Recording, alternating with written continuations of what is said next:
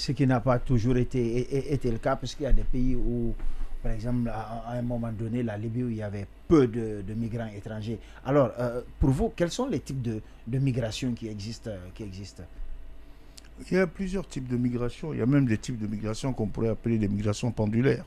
Okay. Des migrations pendulaires, c'est-à-dire des migrations qui suivent en fait par rapport à la pendule, les gens qui vivent en banlieue, qui veulent en ville le matin très tôt et s'y retournent le soir pour travailler.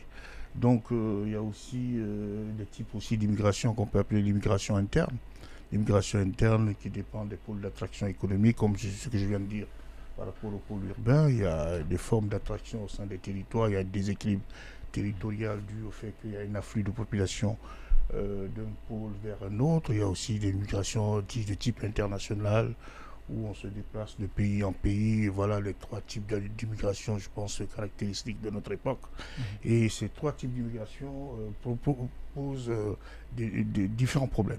Différents problèmes, et ces problèmes, je pense que, comme l'a dit M. Barry justement, je pense qu'une réflexion globale doit être menée autour de la question, parce que la question n'est pas le pourquoi. La question n'est pas le pourquoi, la question est de savoir comment faire. Comment faire pour retenir les jeunes, pour ne pas qu'ils sortent de notre pays, comment faire en sorte que nous ayons les meilleures politiques les plus attractives, afin que nous puissions créer localement de l'emploi et que l'économie puisse dévaler sur le bon chemin. Voilà. Alors, est-ce que, partant de là, on peut dire, sur la base des chiffres que vous avez donnés, que la Guinée est un pays de migration aujourd'hui, où la moitié de la population, ou même plus peut-être, se retrouve en dehors du pays? Oui, moi je peux le dire sans hésiter. On est un pays de migration. Je suis convaincu que dans chaque famille guinéenne, on a une partie de notre famille qui est à l'étranger. Soit en Guinée, soit au Sénégal, soit en Côte d'Ivoire, soit en France, soit au Maroc. En fait, notre pays, nous les Guinéens, nous sommes dans notre pays, mais nous avons une bonne partie de nos activités et une autre partie de notre famille en général qui est à l'international, soit dans un pays de la sous-région, ou en France, ou au Canada, ou en Angleterre, ou aux États-Unis. Ce serait bien qu'on pousse cette réflexion pour savoir pourquoi notre pays, on est très heureux de dire ici que notre pays est un scandale géologique. On est heureux de dire ici que notre pays a plus de 6 000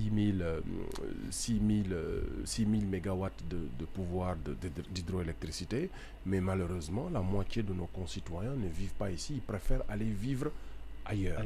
Ce serait bien qu'on commence à réfléchir pourquoi nous les Guinéens, nous ne voulons pas rester chez nous. Et ça, c'est un de deux.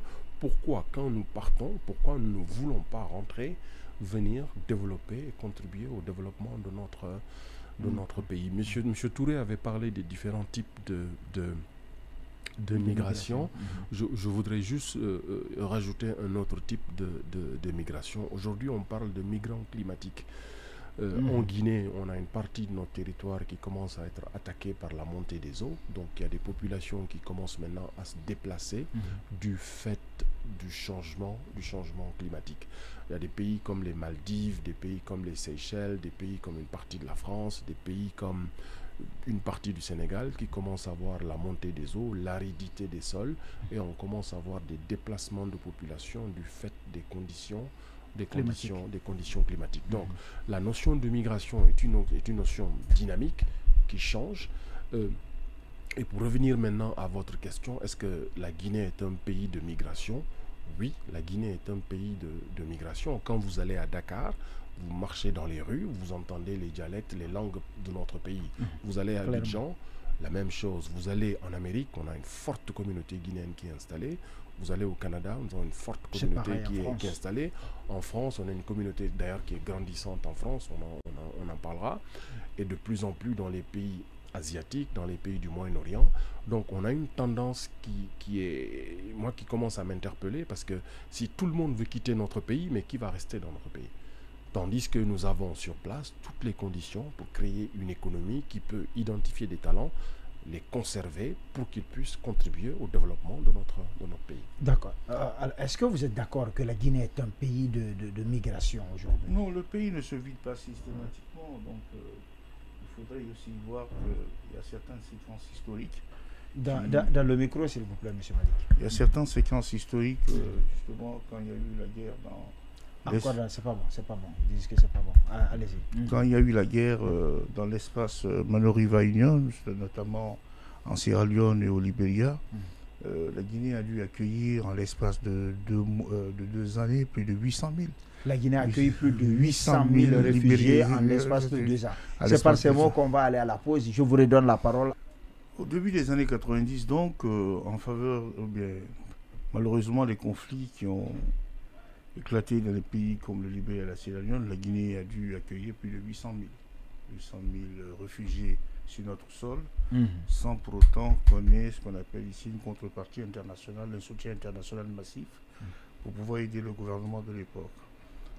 Ceci a été d'autant plus construit à l'époque que le HCR qui était mobilisé sur le terrain, qui aidait naturellement le gouvernement dans le cadre de la prise en charge de ce phénomène, se retrouvait pratiquement sans moyens. Il a fallu les populations pour pouvoir intégrer ces 800 000 réfugiés sur le sol.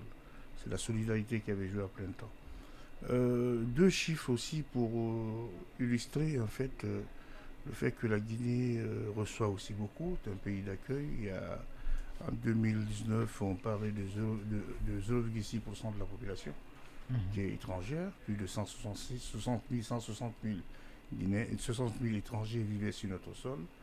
Et selon il y a des sources diverses comme le recensement général de la population, la dernière a eu lieu en 2014, mettait déjà l'accent sur plus de 0,6% de la population qui serait d'origine étrangère. Donc si le flux de Guinéens partant est important, il y a aussi le flux d'entrants. Le flux d'entrants de migrants qui rentrent aussi dans notre pays aussi est tout aussi important. D'accord. En témoigne ces 2 chiffres aussi. Donc vous n'êtes pas d'accord que la Guinée soit un pays de migration? La Guinée est un pays de migration, je l'ai dit tout au début de ma première intervention. C'est même pas la Guinée, c'est l'Afrique de l'Ouest. De chaque côté des frontières, nous avons les mêmes populations. Les effets frontières ils jouent naturellement un rôle important, mais ce sont les mêmes populations qui sont déplacées sur le même aire géographique. Avais-je dit depuis ma première locution qu'il y avait dans l'Empire du Mali, dans l'Empire du Ghana, dans l'Empire Son à Yao, les mêmes populations. Donc ces migrations étaient dues au fait que chaque fois qu'un territoire prenait un déclin ou l'autre prenait de l'importance politique et économique, les populations se déplaçaient tout autant. Donc l'Afrique de l'Ouest, à tel point que je disais que la CEDEAO avait engagé une étude à l'échelle régionale, afin de définir ce qu'on appelle le profil migratoire, pour mettre en cohérence les données statistiques avec les politiques d'intégration économique, parce que nous sommes dans un espace économique d'intégration. Et la libre circulation des biens et des personnes y est comme une loi communautaire, et nous partageons ce qu'on appelle un tarif extérieur commun en termes douaniers. Donc cela n'est pas sans impact sur le mouvement des populations. Donc voilà, donc la Guinée reçoit, la Guinée aussi accueille. Voilà. Alors,